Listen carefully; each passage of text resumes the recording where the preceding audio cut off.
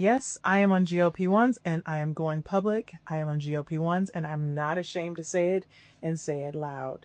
I am on row and let me tell you why. So after my first Kid Olympia, the weight literally just would not come off. I was back on the court and I was in the gym. Oh my gosh, I was eating clean every single day without any big changes to my body. And it was really so frustrating to see the scale always stay the same and or not. If it was anything, it was more. And All right, let's tackle this one. Everyone's talking about Serena being on GLP-1s, and a lot of people are confused by it. Like, wait, what, Serena? She's one of the fittest athletes in the world. Why would she need that? But here's the truth. Being an elite athlete doesn't make you immune to food issues. You can have the most incredible discipline when it comes to training, practice, and performance, and still completely lose control around food. Those are two totally different skill sets. And let's not forget this, Serena has always had the propensity to gain weight. Even when she was winning Grand Slams, she was stepping on court with muscle, but a good bit of body fat too. Now, that's not a knock, that's not criticism, that's just a reality. She carried more weight than most of her peers and still dominated, but that underlying tendency has always been there. And this is not about insulin, it's not about some stubborn baby weight. That's a nice story people tell themselves, but it's not reality. The reality is food, the problem is input.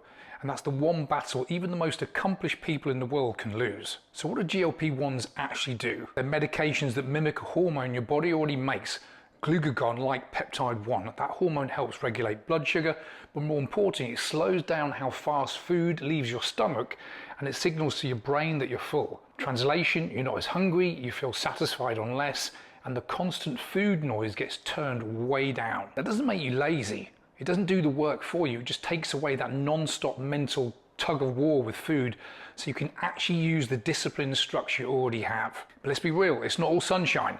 Side effects happen. The most common are nausea, constipation, sometimes vomiting or diarrhea. But for most people it settles as their body adjusts, but for some it doesn't. Now rarely there are more serious effects like pancreatitis or gallbladder issues. So no, it's not a free pass. You've got to weigh the benefits against the risks with a doctor who actually knows your history. And I'll be honest, personally, I wouldn't hand someone a GLP-1 just because they wanted to lose 20 or 30 pounds. That's not what these drugs are for. If someone is morbidly obese, if they're at immediate risk of heart attack or stroke, then yes, this is the last line of defense. And it can be life-changing, but for vanity weight, no fucking way. These are serious medications, not casual fat burners. The bigger point is this.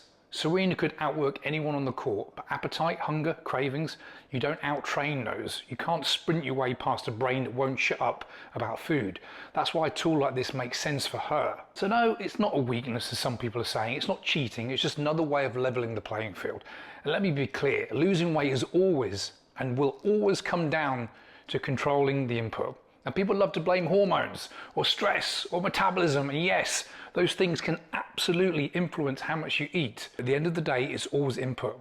You control the input, you control the outcome.